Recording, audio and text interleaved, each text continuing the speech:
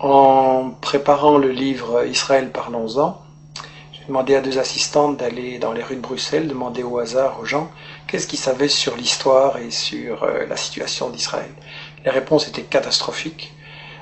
Il y a en fait une ignorance du public, et je pense que cette ignorance n'est pas due au hasard. Ça fait 60 ans que les médias européens, qui se disent les meilleurs du monde, informent le public, et on constate qu'en fait le public ne sait pas l'essentiel.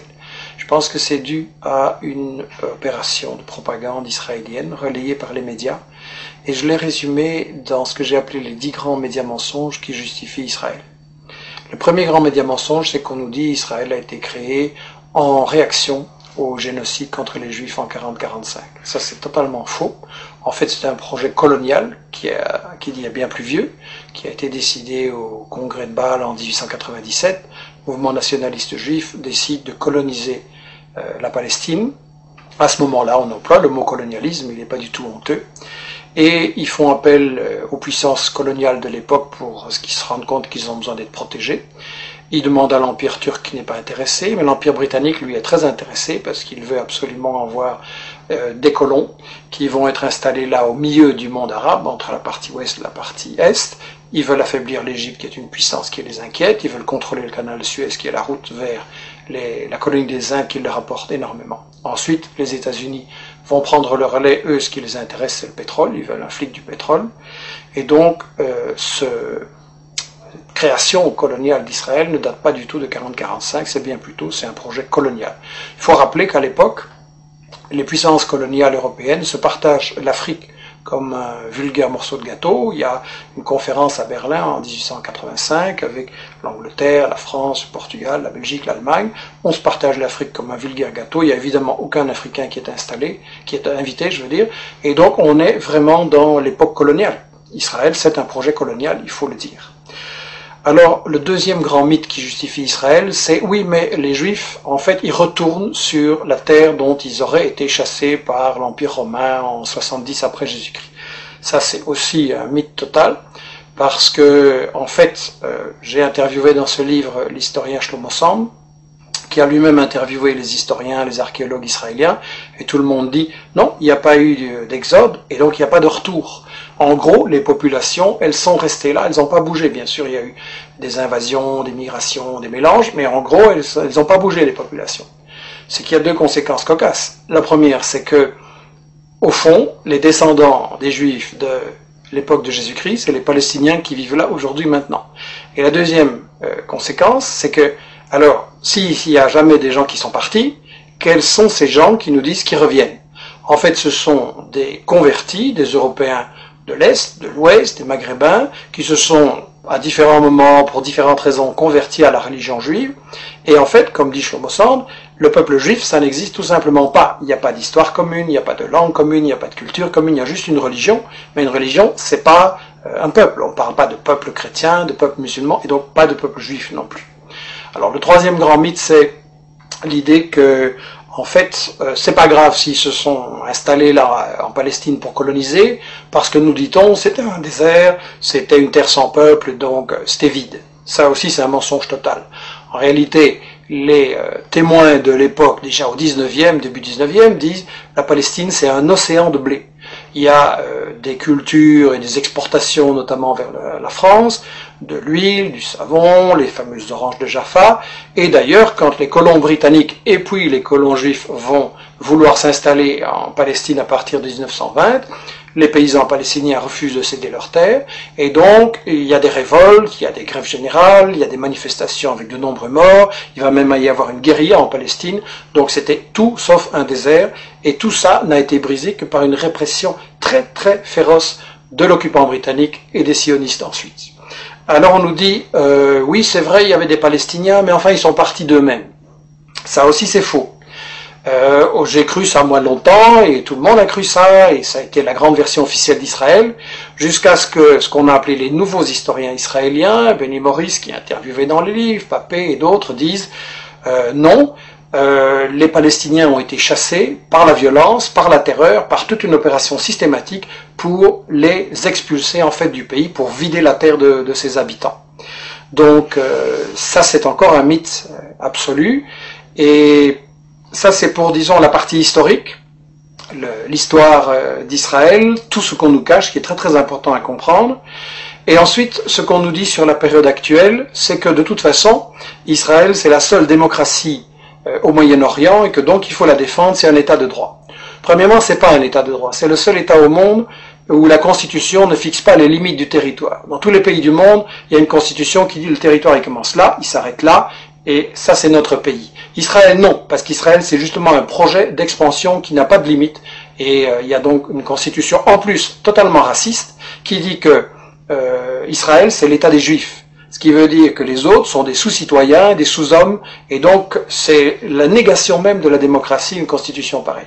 Donc Israël n'est absolument pas une démocratie, et je voudrais dire que en fait, Israël c'est le colonialisme, c'est le vol de la terre, c'est le nettoyage d'une population, ça ne peut pas être considéré comme une démocratie.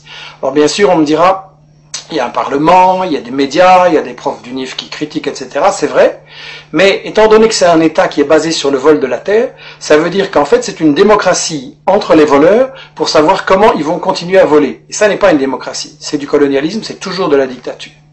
Alors on nous dit que les États-Unis, eux, ceux qui cherchent à protéger, en protégeant Israël et en mettant plus de 3 milliards de dollars d'aide militaire en armement chaque année pour aider Israël à bombarder et attaquer ses voisins, on nous dit que les États-Unis, ce qu'ils veulent, c'est protéger la démocratie au Moyen-Orient. Bien.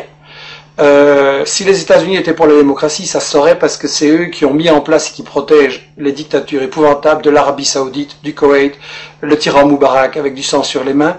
Donc en fait, ils ont installé tout ça. Et eux, ce qui intéresse les États-Unis dans Israël, c'est pas du tout la démocratie, c'est en fait le flic du pétrole.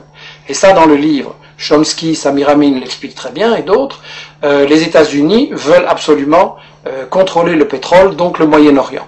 Ils veulent briser tout État qui pourrait résister à ce projet et qui n'accepterait pas de donner son pétrole pour rien. On l'a vu avec les guerres d'Irak, on l'a vu avec d'autres agressions.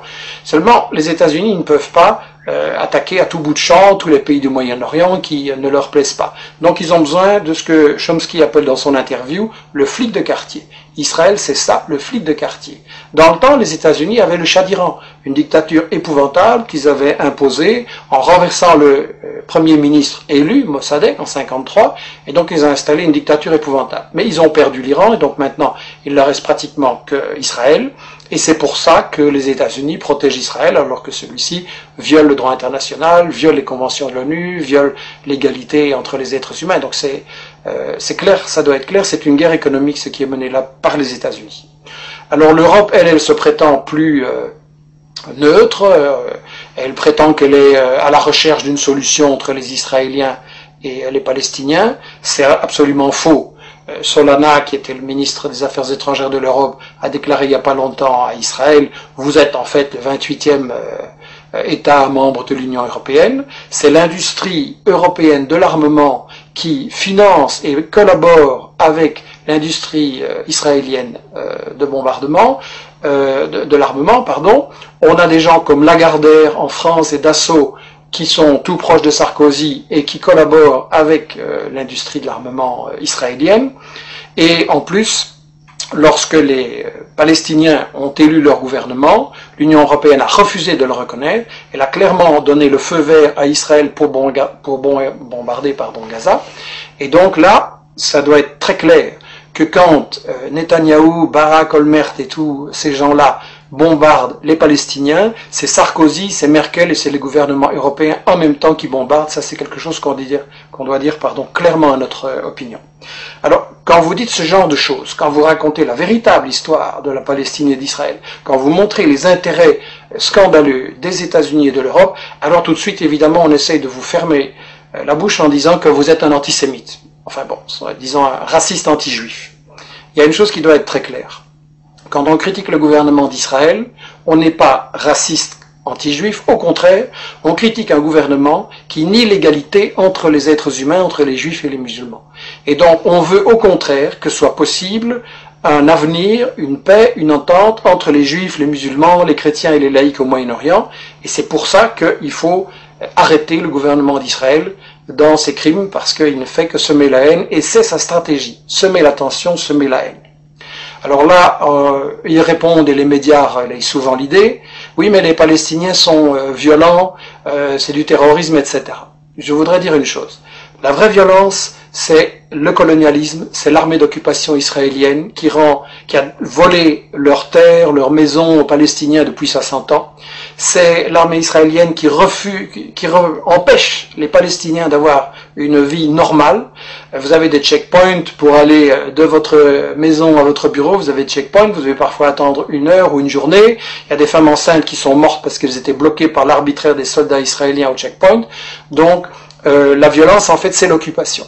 Et je voudrais dire une chose, l'ONU, dans ses textes fondamentaux, reconnaît le droit de tout peuple colonisé, de tout peuple occupé, de résister par tous les moyens qu'il juge bons. Donc la résistance est légitime et la violence, c'est l'occupation et c'est tout. Et évidemment, le problème que beaucoup de gens se posent, c'est que face à tant de haine qui sont semées volontairement par Israël et ceux qui le soutiennent, les gens pensent, oui, c'est un conflit qui va durer toujours, il n'y a pas de solution, il y a trop de haine, etc. Il faut savoir que la solution, elle existe. Parce qu'en fait, les grandes organisations palestiniennes, dès le milieu des années 60, ont proposé une solution très démocratique et très simple, à savoir un seul État, sans discrimination, où il y aurait une égalité de droits entre les juifs, les musulmans, les chrétiens et les laïcs. C'est la définition même de la démocratie, un homme, une femme, une voix. Et Israël a toujours refusé de négocier ces solutions. Qu'est-ce qu'il a fait? Il a emprisonné ou assassiné non seulement récemment les dirigeants du Hamas, mais aussi les dirigeants du Fatah ou du FPLP ou du FDPLP. Donc en fait, Israël refuse de négocier, Israël refuse une solution qui est évidente, et il faut donc se demander pourquoi. Et la seule raison, je l'ai dit, c'est que Israël sert aux États-Unis de flic du pétrole, et donc c'est une guerre économique, c'est une guerre pour le pétrole, c'est une guerre pour les multinationales, et la seule chose qui peut arrêter ça, c'est la pression de tout le monde, des citoyens en Europe, en Amérique latine, en Afrique et au Moyen-Orient et partout, la pression sur les dirigeants politiques qui sont complices d'Israël, la pression sur les médias qui, il faut le dire, ne disent pas la vérité, et ça veut dire, par Internet, avec des initiatives comme celle que nous lançons, la lettre d'information sur la Palestine, etc., que chacun fasse l'information, rétablisse la vérité, démasque les médias mensonges et les mythes justificateurs d'Israël, et en appliquant cette idée, nous sommes tous des journalistes, on arrivera véritablement, je pense, et assez rapidement, à une possibilité de négocier et de trouver une solution pour établir la paix au Moyen-Orient.